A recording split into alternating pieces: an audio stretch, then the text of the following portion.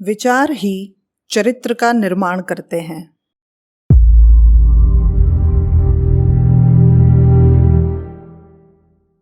जो विचार देर तक मस्तिष्क में बना रहता है वह अपना एक स्थायी स्थान बना लेता है। यही स्थायी विचार मनुष्य का संस्कार बन जाता है। संस्कारों का मानव जीवन में बहुत महत्व है। सामान्य विचार कार्यान्वित करने के लिए मनुष्य को स्वयं प्रयत्न करना पड़ता है, किंतु संस्कार उसको यंत्रवत संचालित कर देता है। शरीर यंत्र जिसके द्वारा सारी क्रियाएं संपादित होती हैं, सामान्य विचारों के अधीन नहीं होता। इसके विपरीत इस पर संस्कारों का पूर्ण आधिपत्य होता है। न चाहते हुए भी शरीर यंत्र संस्कारों की प्रेरणा से हठात सक्रिय हो उठता है और तदनुसार आचरण प्रतिपादित करता है। मानव जीवन में संस्कारों का बहुत महत्व है। इन्हें यदि मानव जीवन का अधिष्ठाता और आचरण का प्रेरक कह दिया जाए तब भी असंगत न होगा। केवल विचार मात्र ही मानव चरित्र के प्रकाशक प्रतीक नहीं होते। मनुष्य का चरित्र विचार और आचार दोनों से मिलकर बनता है। संसार में बहुत से ऐसे लोग पाए जा सकते हैं जिनके विचार बड़े ही उदात्त, महान और आदर्शपूर्ण होते हैं, किंतु उनकी क्रियाएं उसके अनुरूप नहीं होती। विचार पवित्र हों और कर्म अपावन तो वह सच्चरित्रता नहीं हुई।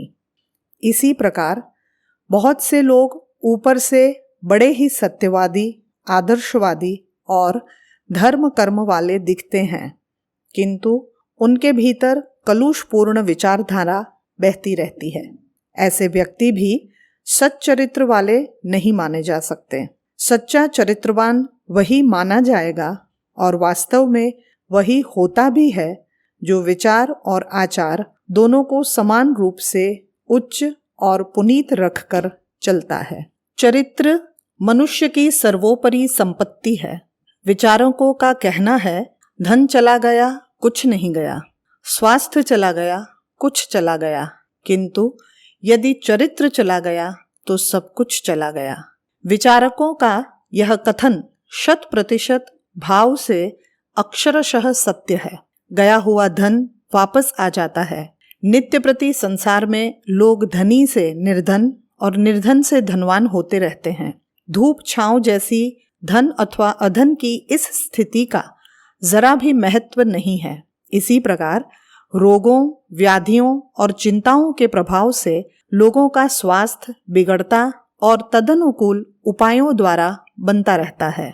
नित्य प्रति अस्वास्थ्य के बाद लोग स्वस्थ होते देखे जा सकते हैं, किंतु गया हुआ चरित्र दोबारा वापस नहीं जाता।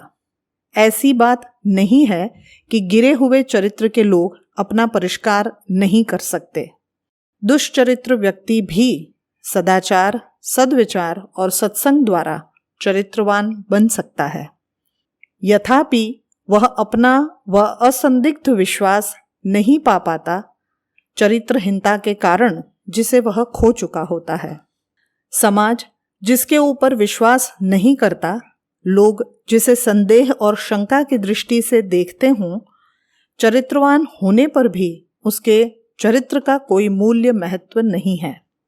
वह अपनी निज की दृष्टि में भले ही चरित्रवान बना रहे, यथार्थ में चरित्रवान वही है जो अपने समाज, अपनी आत्मा और अपने परमात्मा की दृष्टि में समान रूप से असंदिग्ध और संदेह रहित हो। इस प्रकार की मान्य और निशंक चरित्रमत्ता ही वह आध्यात्मिक स्थिति है जिसके आधार पर सम्मान, सुख, सफलता और आत्मशांति का लाभ मनुष्य को अपनी चारित्रिक महानता की अवश्य रक्षा करनी चाहिए। यदि चरित्र चला गया तो मानो मानव जीवन का सब कुछ चला गया। धन और स्वास्थ्य भी मानव जीवन की संपत्तियां हैं, इसमें संदेह नहीं, किंतु चरित्र की तुलना में यह नगण्य है।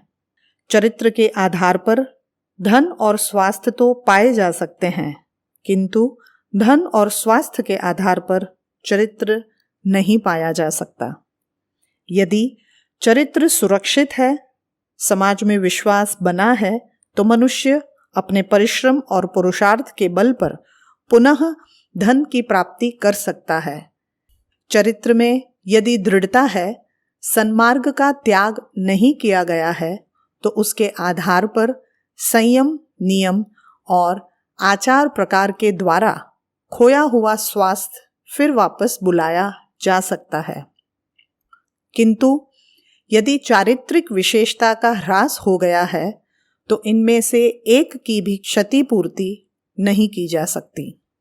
इसलिए चरित्र का महत्व धन और स्वास्थ्य दोनों से ऊपर है।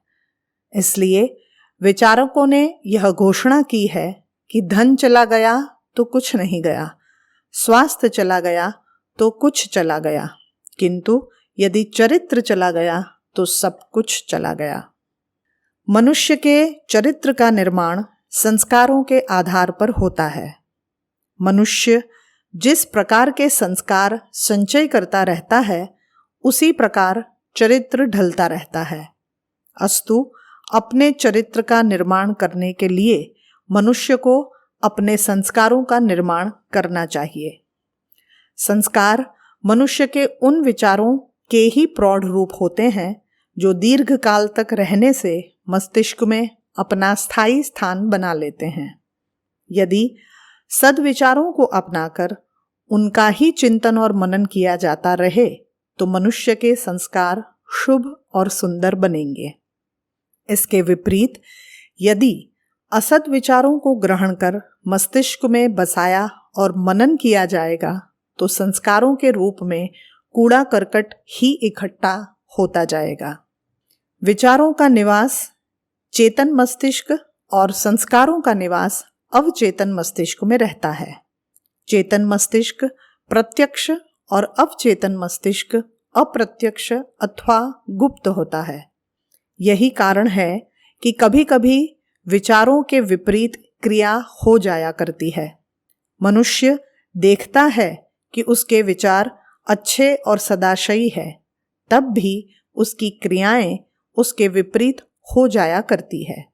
इस रहस्य को न समझने के कारण कभी कभी वह बड़ा व्यग्र होने लगता है। विचारों के विपरीत कार्य हो जाने का रहस्य यही होता है कि मनुष्य की क्रिया प्रवृत्ति पर संस्कारों का प्रभाव रहता है और गुप्त मन में छिपे रहने से उनका पता नहीं चल पाता। संस्कारों को व्यर्थ कर अपने अनुसार मनुष्य की क्रियाएं प्रेरित कर दिया करते हैं। जिस प्रकार पानी के ऊपर दिखने वाले छोटे से कमल पुष्प का मूल पानी के तल में कीचड़ में छिपा रहने से नहीं दिखता, उसी प्रकार परिणाम रूप क्रिया का मूल संस्कार अवचेतन मन में छिपा होने से नहीं दिखता।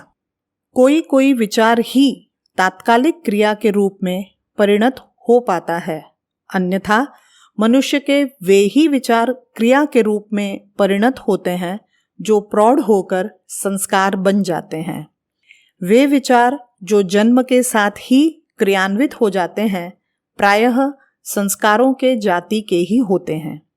संस्कारों से भिन्न तात्कालिक विचार कदाचित ही क्रिया के रूप में परिणत हो पाते हैं, बशर्ते कि वे संस्कार के रूप में परिपक्व न हो गए हों।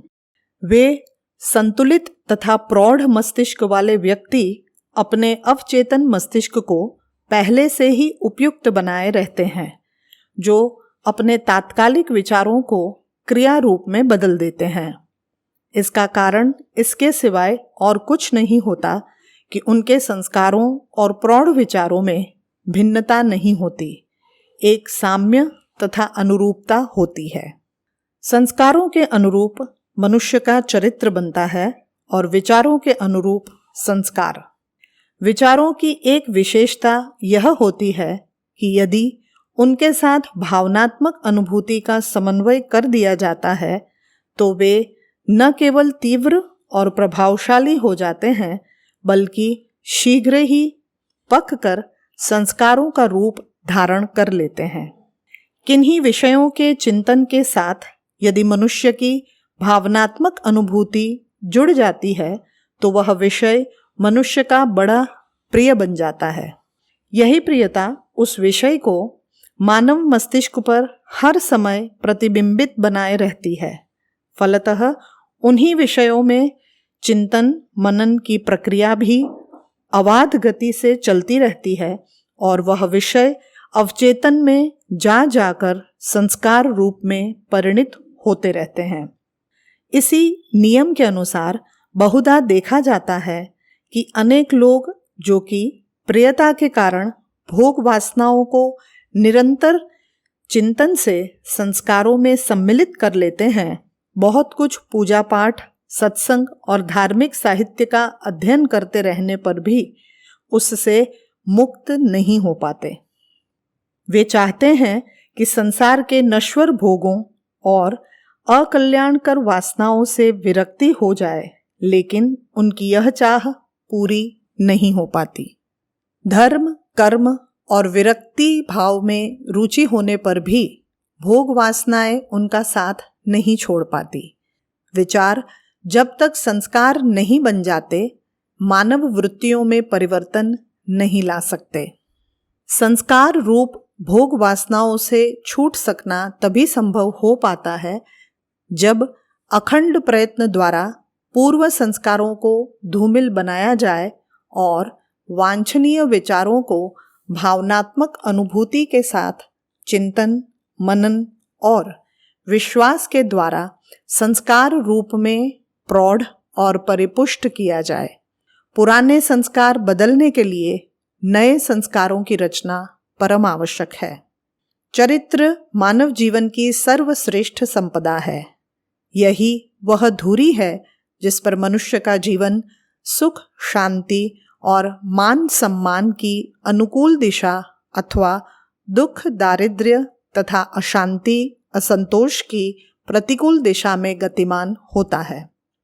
जिसने अपने चरित्र का निर्माण आदर्श रूप में कर लिया, उसने मानो लौकिक सफलताओं के साथ पारलौकिक सुख शांति की संभावनाएं स्थिर कर लीं, और जिसने अन्य नश्वर संपदाओं के माया मोह में पड़कर अपनी चारित्रिक संपदा की उपेक्षा कर दी, उसने मानो लोक से लेकर परलोक तक के जीवन पथ में अपने लिए नारकीय पड़ाव का प्रबंधन कर लिया।